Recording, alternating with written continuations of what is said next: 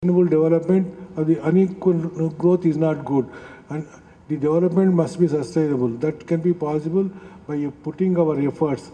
Kazakh is contributing in that direction. That is the main object of everybody. Otherwise, society is imbalanced, unrest is there. For that only, in that direction we must work. For that, Kazakh is ready. Any program is given from our side, from both the houses, we can take up this matter from our side. We assure you our full assistance, and give any program also. You can come and meet us. We take up at the government level to solve the problem. Give some suggestions also, so that we can modernize our machinery. System is now disaster management. There is one national disaster management. Our friend Shashidhar Reddy is the vice president there. Manmohan Singh is the president for that disaster management. So they come when that Uttarakhand happened. He is always available. He comes to us wherever we call him, and we need such kind of leaders to lead the nation. Thank you very much, sir. Long live Chakrapani Sahib. Now, open house, we can take 3 interventions, but 1 or 2 minutes, not more than that. I have one, Veda Vyas from Brahma Kumaris.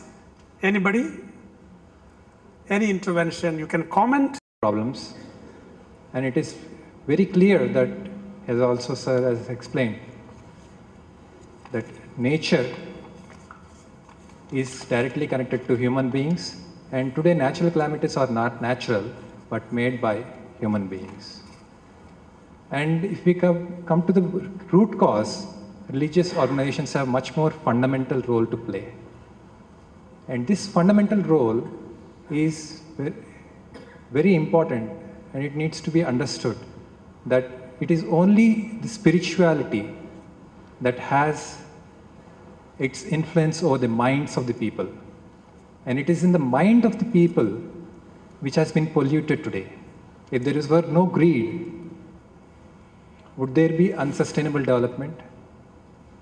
It is today lack of love that is causing this problem, because we are very far from the nature. And we think someone else is causing the problem. No.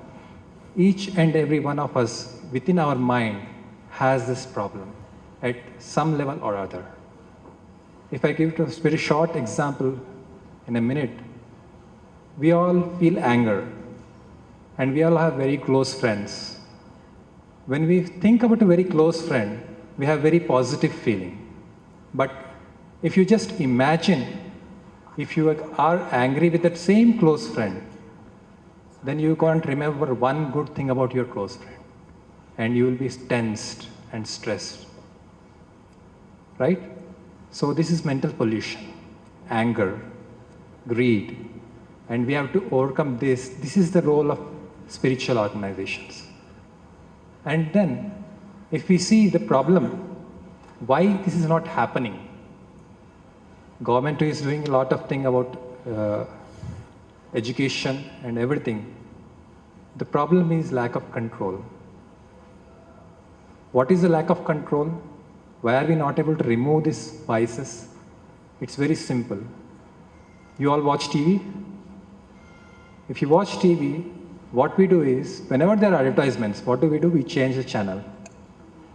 Because we have a remote control with us, right? If we had a remote control for our mind, what would we do? We would be able to control ourselves. But the problem today is, we don't have that remote control. We want to be good, we want to do good, but we are lacking that remote control.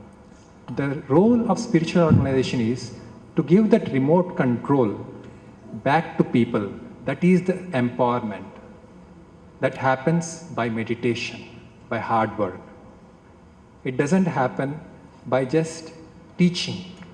It happens by involvement, by actually caring. So this is the more fundamental role by which, by developing the ethics and the love and compassion within the mind of the people, that spiritual organizations contribute to the society, which will solve all the problems. I'm seeing you. I'm really privileged to hear you speak.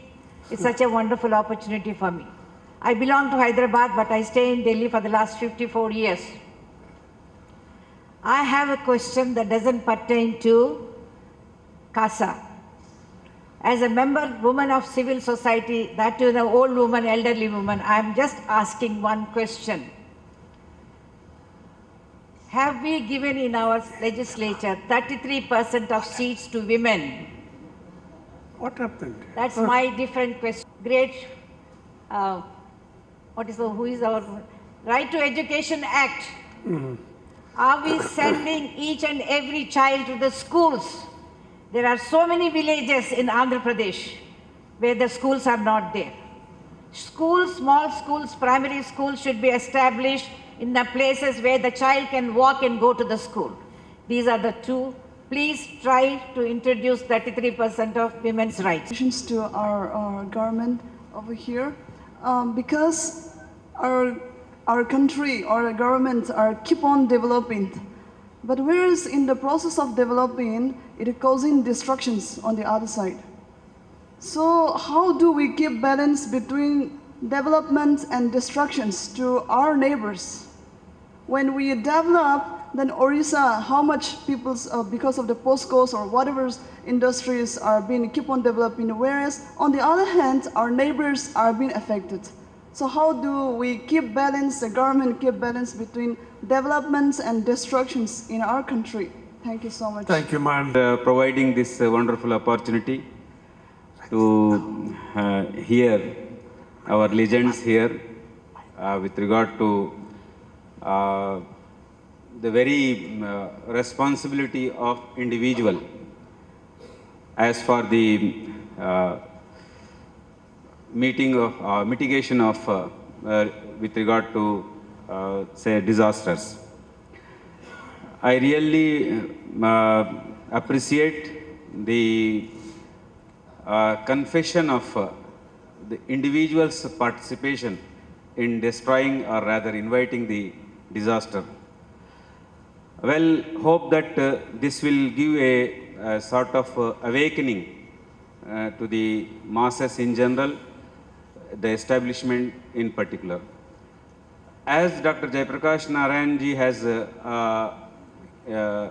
made a reference of Maldives, I remember the then President of Maldives, Mohammad Nasheed, if I remember, I think on the day of Save Environment, some World Day, first time I think in the history of the establishment, he has conducted his cabinet meeting under the waters, giving a sort of message to the world that if we continue the same sinning, what we are doing with the, say, nature, a day will come when we have to conduct our, say, cabinet meetings, etc., etc. Then again, I think within couple of days, he happened to visit India in participating the world, some global some meeting was there, where he has presented a wonderful paper. I did not see any response, particularly from scientific world. He had said that in next 35 years, if the same sinning continues, the imbalance understanding continues, the Himalayas, they will disappear. And I think the another important aspect he has mentioned, I don't remember, perhaps Dr. Jayaprakash Narayan is able to respond to that. Very important concept in disaster mitigation. How do you actually implement such an intangible concept? And for the government, how do you legislate for that? I mean, you can legislate physically, but how do you legislate with that when you give disaster relief? That dignity is a very central concept in everything that you do. Thank you. First, Madam, about 1/3 reservation for women. To be fair to the political parties and the parliament, in local governments now we have 50% reservation. First, let us see where we have and see how best to utilize it. It's not being utilized adequately. The problem is, oftentimes it's the proxy, the husband sits there, etc. Not that women are not capable, they're not given the opportunity. Unless we insist on women actually rising as local government leaders, you cannot now have a pool of people in legislature. Lok Sabha is a small reform party fighting against all these unhappy trends. You know, one of my great challenges, I don't have men and women of quality who are willing to be leaders. Now, any citizen of India can be a candidate, but that's only on paper. The reality is, unless you have stature, leadership qualities, credibility in society, you are inconsequential. For instance, we'll be very happy to give as many women as are willing to come forward. There's no limit. Forget the percentage. So it's also a function of leadership. It's easy for us to blame everybody. And of course, I criticize the political system a great deal. Those who know me know very well. But we must be fair. These are not entirely because of the politicians' failures. This is also a societal problem. The second thing is, if you want to enhance women's representation, the party system must become democratic. In a crass system where money power and physical power, with the gundas or physical power, are all important, a woman cannot simply forge ahead. No chance. Only when dignity comes to politics, it's your qualities of the mind. People like Krishna Lazarus are extremely competent. But if you have jostling and pushing, the moment an MLA is there, a ministry is there, there are 50 fellows around, you see the way it happens? I mean, even a man of Dr. Chakrapani's stature, he'll be simply pushed aside. There is this ugliness. How can a woman see? Politics is about visibility. It's about being seen. It's about being respected. It's about being accepted as a leader. How can that happen in a crass environment? Unless parties become democratic and we bring dignity to politics itself, merely legislating is not enough. Third, the present law is the law which is not enacted is actually a bad law, believe me. And long ago in 1998, 15 years ago, several of us together, Madhu Keshwar and several of us together, we prepared an alternative bill.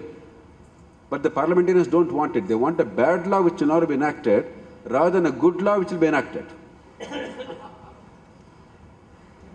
So there are serious reasons why this is not being enacted. And even then, for instance, the Legislative Council is there, or Rajya Sabha is there. There is absolutely no difficulty in having even 50% women. Parties, without doing that which is in their hands, they talk about reservation of seats where there are all kinds of complicated rotation, reservation, then 70 to 80% seats get vacated in each election. Leadership is disrupted. That's the model. That's why we gave a different model. So there are answers to the problem. Ultimately, we must move for proportional representation where really capable men and women get elected. Today, the best men and women, they cannot get elected. They can only go to the council or Rajya Sabha. Very rarely does a truly capable and honest person through honest means get elected to Assembly or Lok Sabha. That is the ultimate challenge. So it's a very complicated issue. It's not as simple as, isko de do. Jarur de denge. One day they'll give, but nothing will happen. I guarantee you.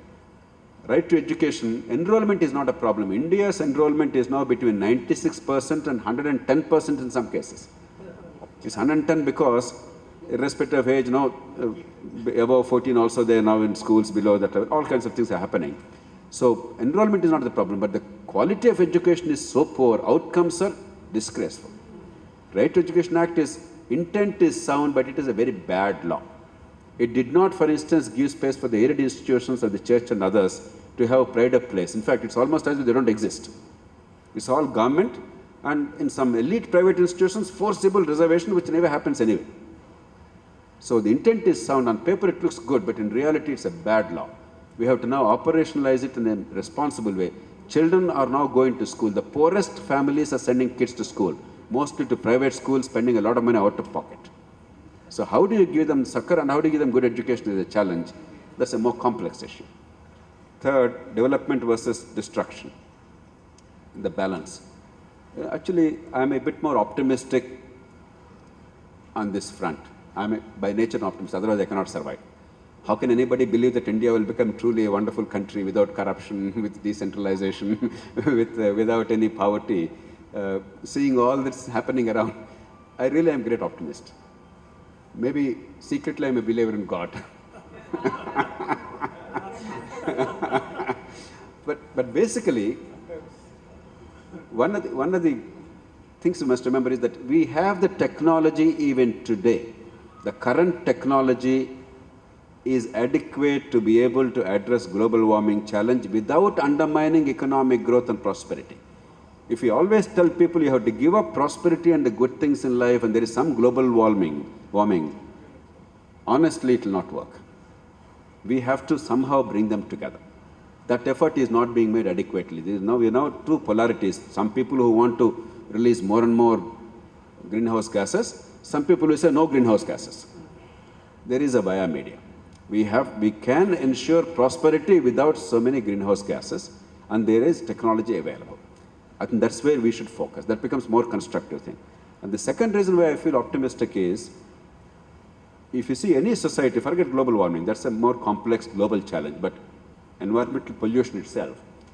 As societies become more prosperous, they're more conscious of environment. Contrary to popular perceptions, it is the poorest societies that actually damage the environment much more. Not willingly, not deliberately. Population pressures are such that the green cover is gone, the soil is eroded, you use it for all kinds of stuff, not only for construction and lumber, but also for the firewood, etc. So there are all kinds of problems. Our romantic notions that poverty sustains environment must give way to the idea that enlightened prosperity actually protects environment. Therefore, how to make that happen? That is where the future probably is. And the last issue, related to Himalaya sediments, Khan Saab, I don't really know what Naushad Saab said, but Himalayas are sedimentary mountains. Deccan rock, where we sit now, are called igneous rock. This is all the volcanic rocks. Hundreds of millions of years ago. This is all Gondwana rock, which separated from Africa. We are Africans. Indians are all Africans, basically, geographically speaking. And this landmass, tens of millions of years ago, came and attached to Asia. We are a graft on Asia. We are not Asian, geographically speaking. This is a very solid rock. This is one of the stablest rocks in the world. By the way, this is the area which is least prone to natural disasters. Hyderabad and surrounding areas are least prone to earthquake and, of course, other disasters like coastal things that don't affect us. Himalayas are sedimentary rock, very fragile rocks because they are developing.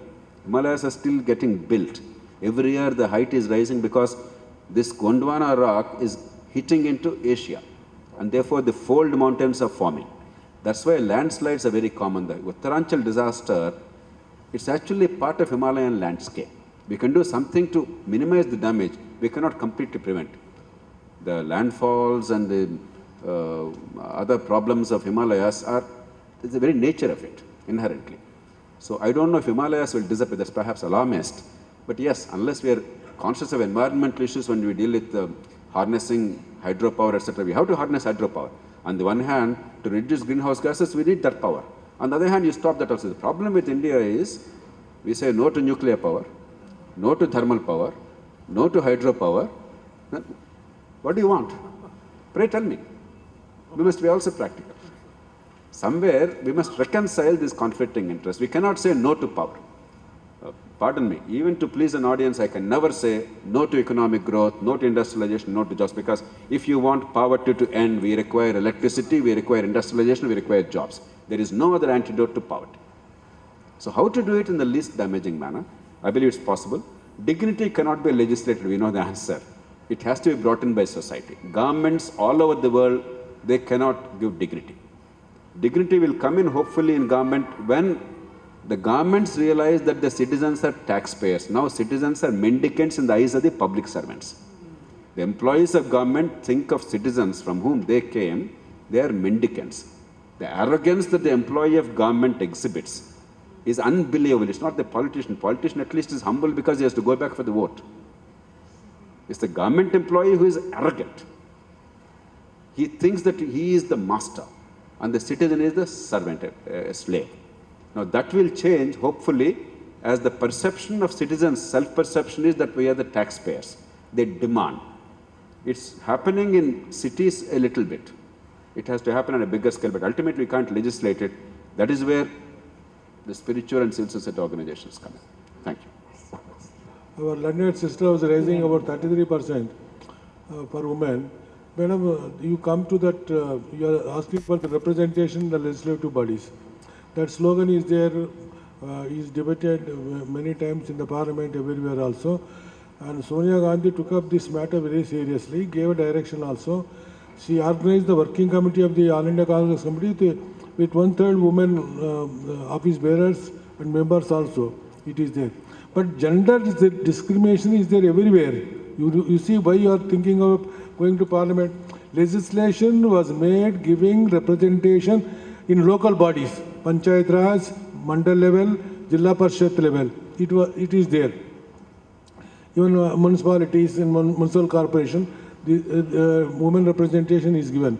Now people are asking, women are asking more that representation be given certain percent, 1/3 of representation in legislative bodies, including parliament. The demand is there. Bill was drafted, it is there before parliament for many years.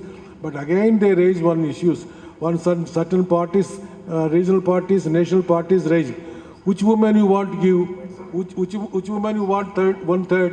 You want women of urban area or women of rural area?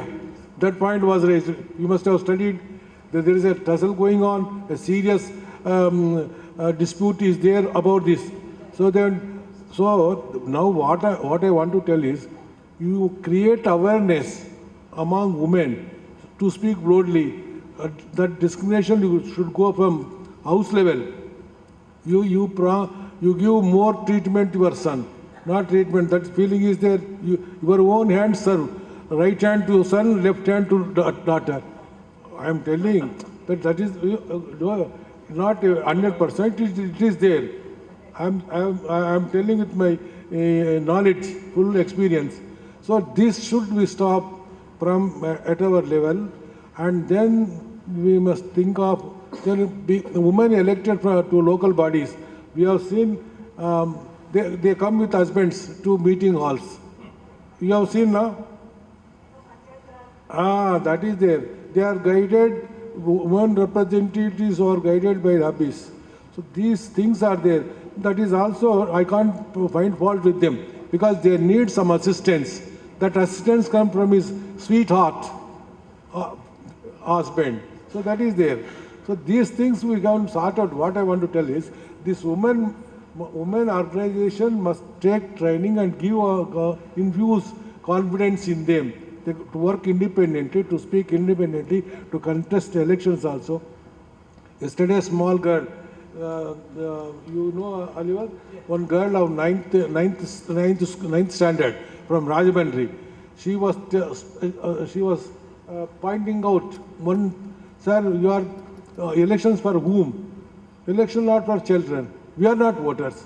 Which party is taking our problems in the manifesto? You wrote one manifesto, our MLC was telling. Did you discuss our problems about children? Because we have no vote, nobody is coming to us. We have no vote. At least you have got women vote, but you are not exercising. So the problems are like this. This discrimination is everywhere, in every part of the society, in every family it is there. That discrimination we must eradicate, we must fight out. Justice must be done to everyone. Justice to all, love to all, affection to all, service to all. That is the philosophy of every religion, more so in the Christian community.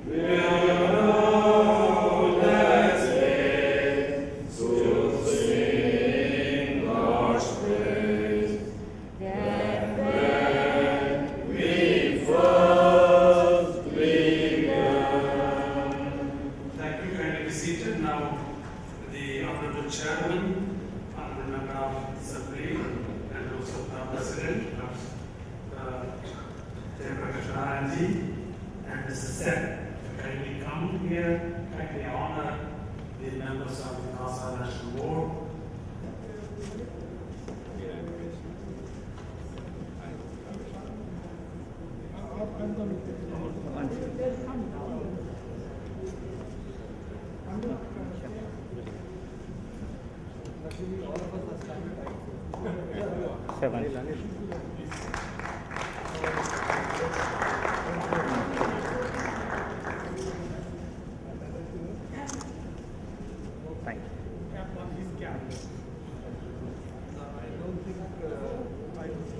Yeah, the cap. DCT Alliance.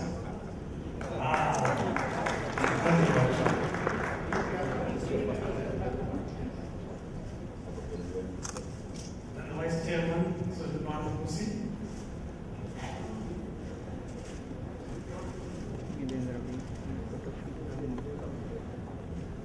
Dr. Sultan Musi from the Church of Professor Maliki Medical College. Earlier you met the former moderator of the Church of the Treasurer,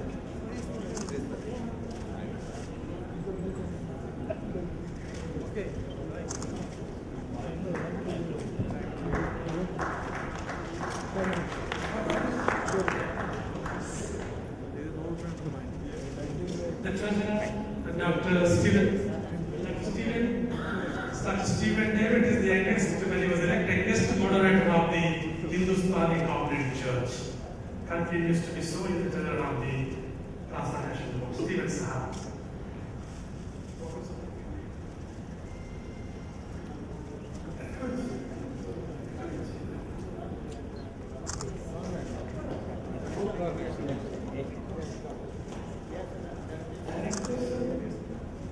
Our director, our energetic director, Dr. Sushant Agrawal. Sir, sir, 1 second.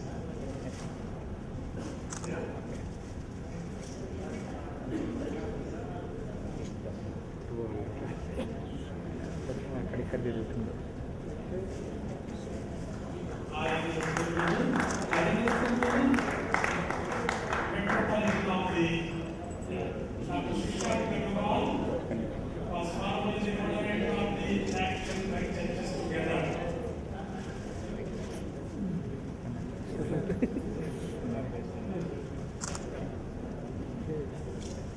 Sir, please. Please. Yes, sir. Sir, please, sir. Sir. Thank you.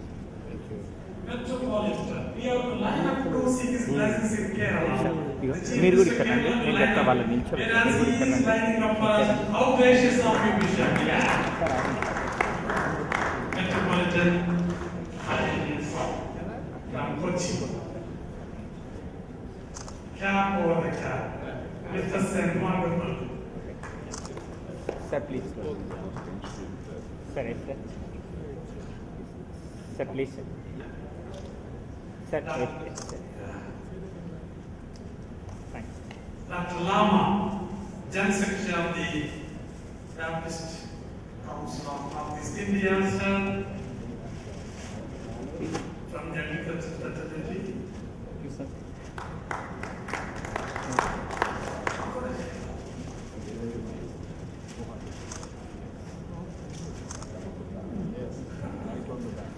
It traveled all the way from Sir, Guwahati. please.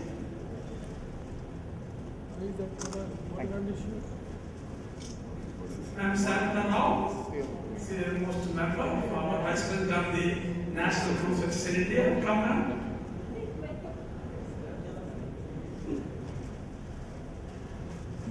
You are coming on one condition that you'll have to wear the cap also.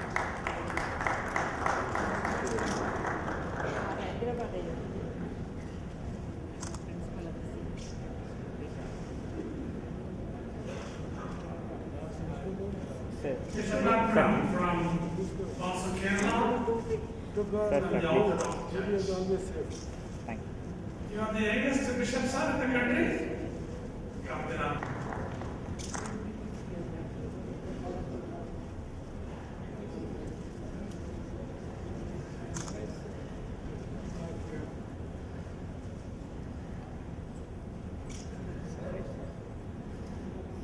Nirmala Sen, former president of the White Private Ministers of India, and also National Board Member of CASA.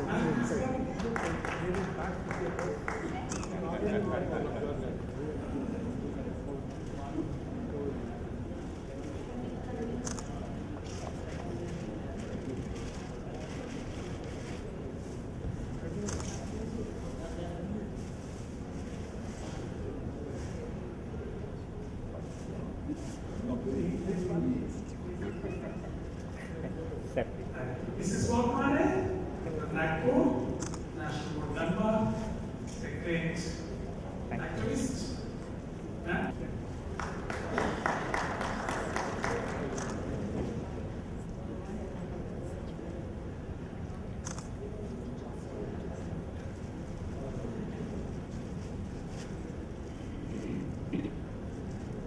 Professor Simlai from Lucknow Christian College, the bus that led to Karachi.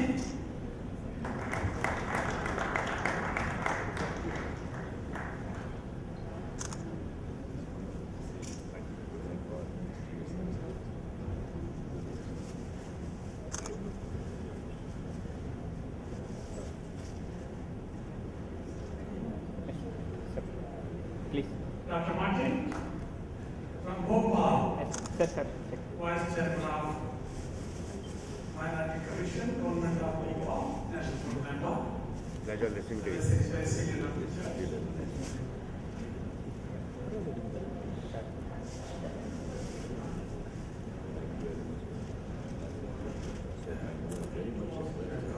Bishop.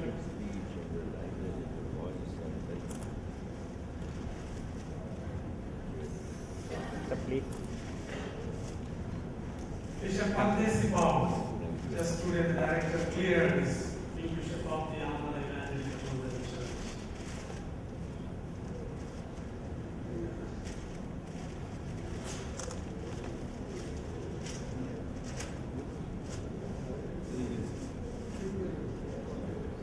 Mr. Abraham Sir, please. Kutsaman and Evangelical Lutheran Church, whose membership also was cleared today to my letter. Any member of the CASA National Board of Governors, sometimes some doesn't make हम बात करेंगे, हाँ? Because time. Any board member here, Simla sir, कोई है? Sir, excuse me. Sir, please, sir. Please. Thank you, sir. Thank you so much. Can you kindly come back? It gives me great pleasure to articulate our gratitude to these wonderful people on the dais as well as in the pews. Before I propose the vote of thanks, I request the chairperson of CASA to honor Dr. Oliver, the chairperson. Please, may I request Chairperson Bishop Lingdo. Dr. Oliver is the Chancellor of the Shiites. And the host. Of course, all of us are the hosts. The General Secretary of the Andhra Pradesh Christian Council. Okay. Bishop, I'm the host. It doesn't matter.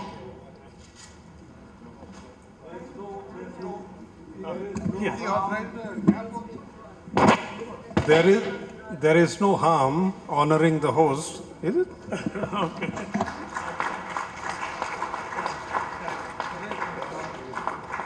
He must have cap. He needs it more than others. Okay. Thank you.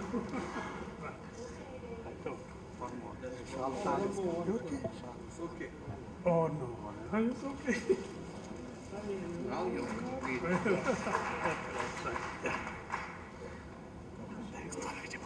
Thank you for accepting this small token of our gratitude.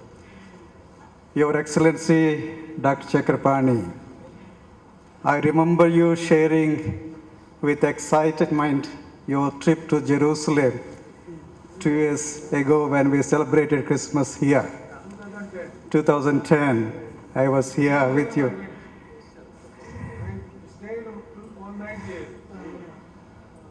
And today, your mention of the sustainable development once again ignites our hearts and thoughts about how we should respond to disaster of the natural calamities and so on. Thank you so much for your valuable time, for encouraging us.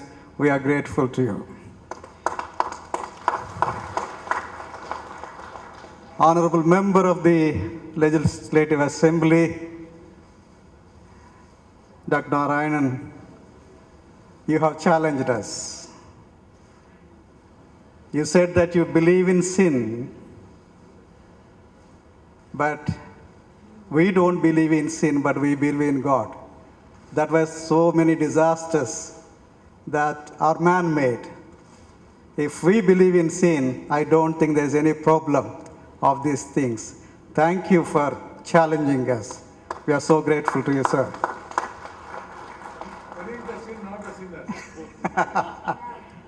Yeah, Martin Luther also tells to sin boldly, if at all we want to sin. Thank you so much.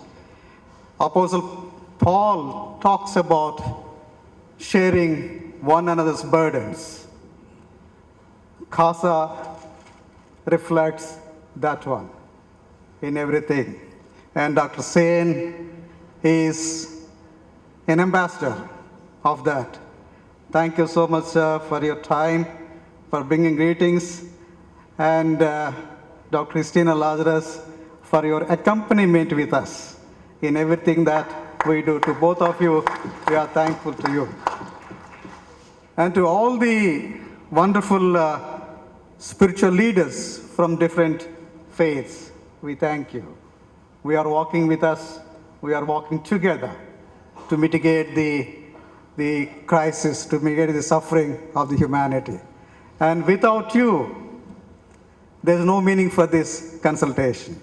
Your participation brought value and meaning. So on behalf of the hosts, please accept our sincere greetings. Thank you so much. God bless you.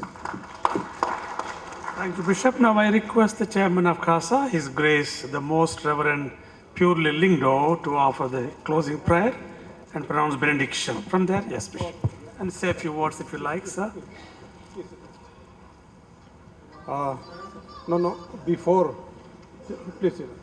Before we say the closing prayer and the final benediction, as chairman of the CASA board, I would like to say thank you to the host, to APCC, Andhra Pradesh Christian Council, and especially to Dr. Oliver, who has taken the trouble to organize, to host the meetings and organize this function, and to all of you who are present here.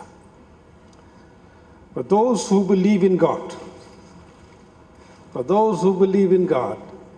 we believe that God has, we all watch, our brother here referred to a TV, to watching TV.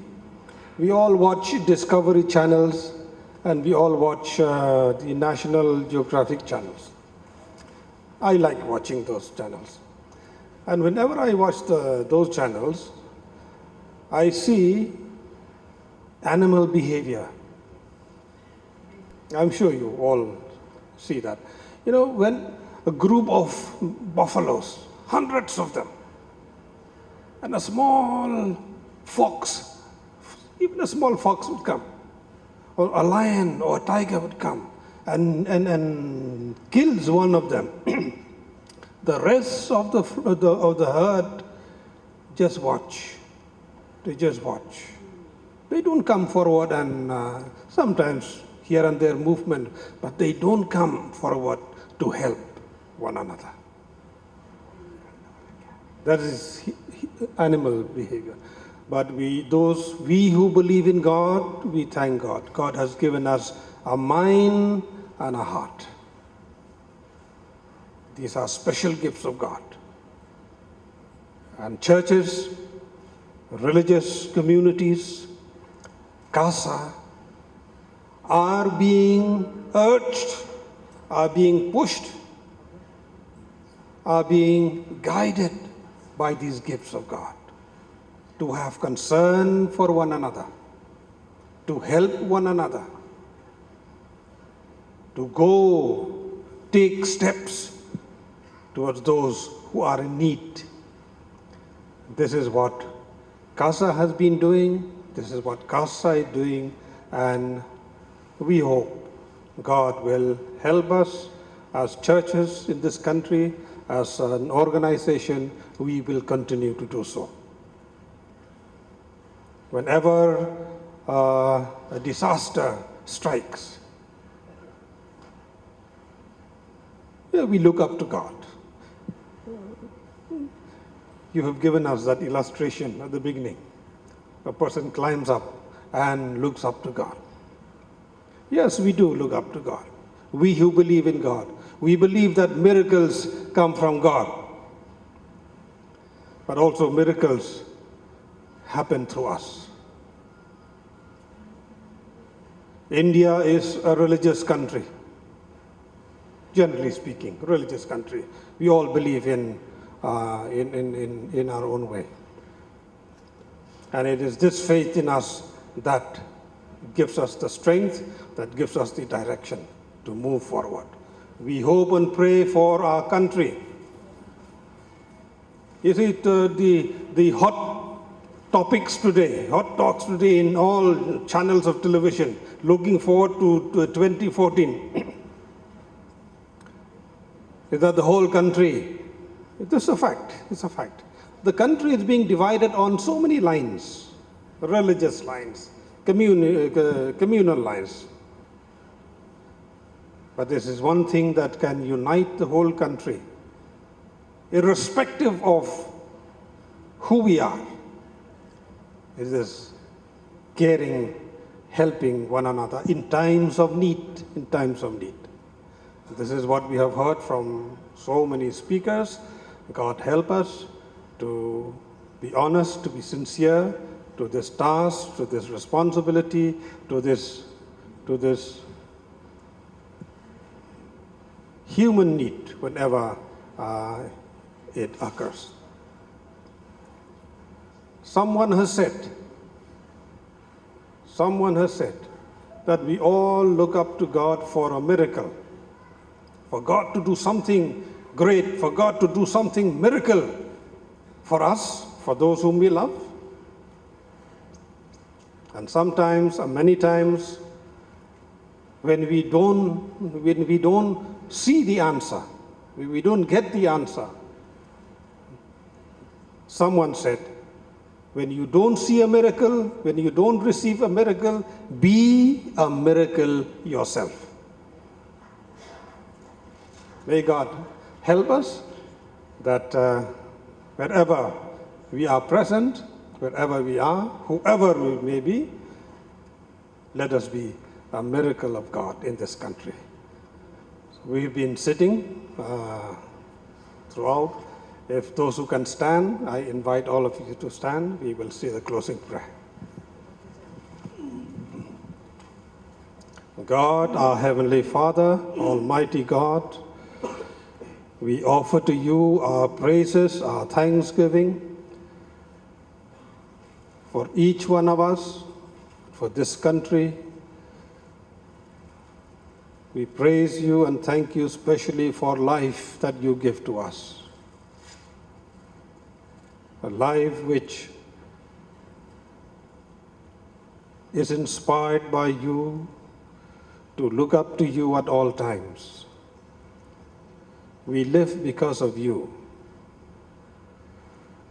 So, Father, we pray and we thank you for this nation, great nation, with all its diversities, with all the differences that we see around us, and yet it is these differences that also manifest your greatness, your love, and your beauty.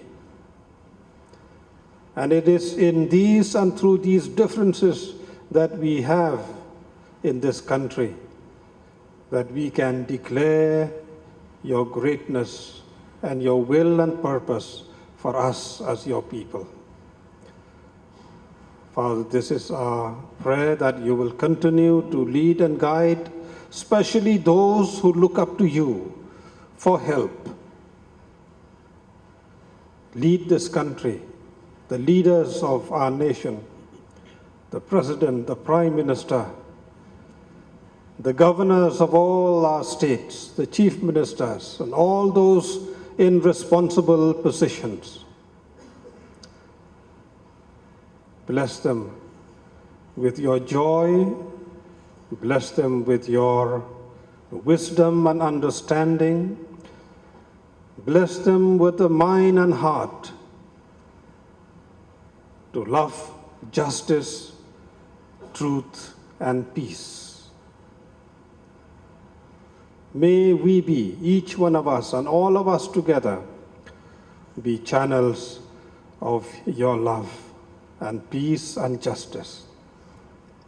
We thank you, Father, for this evening, for all that we have heard, for all that we have done. May these be a joy, a comfort to all of us, and especially may this meeting, a meeting of so many religious groups, of so many of us, may this meeting be a glory to your holy name. And to God's gracious mercy and protection, we commit all of you. May the Lord bless you and keep you. May the Lord make his face shine upon you and be gracious unto you. May the Lord lift up his countenance upon you and give you peace, joy, and happiness. And the blessing of God Almighty, the Father, the Son, and the Holy Spirit be with us and with this whole country, now and always. Amen. National anthem. Amma Wagmari. Janagana Mana. Janagana Mana Adinayaka Jaya He Bharata Bhagya Vidhata Punjab Sindhu Gujarat Maratha Dravida Utkala Vanga Vindhya Himachala Yamuna Ganga Utkala Jalajita Ranga Tava Shubha Name Jage Tava Shubha Shisha Mage Gahe Tava Jaya Gadha Janagana Mangala Dayaka Jaya He Bharata Bhagya Vidhata Jaya He Jaya He Jaya He Jaya Jaya Jaya Jaya He. Thank you. You're all invited for dinner next door. Our honorable guests on the dais and off the dais will also join us. Kindly fellowship dinner with the members of CASA National Board.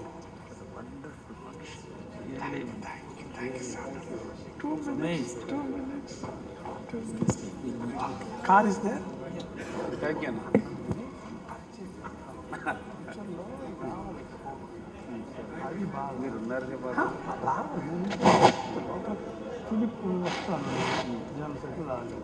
Nomination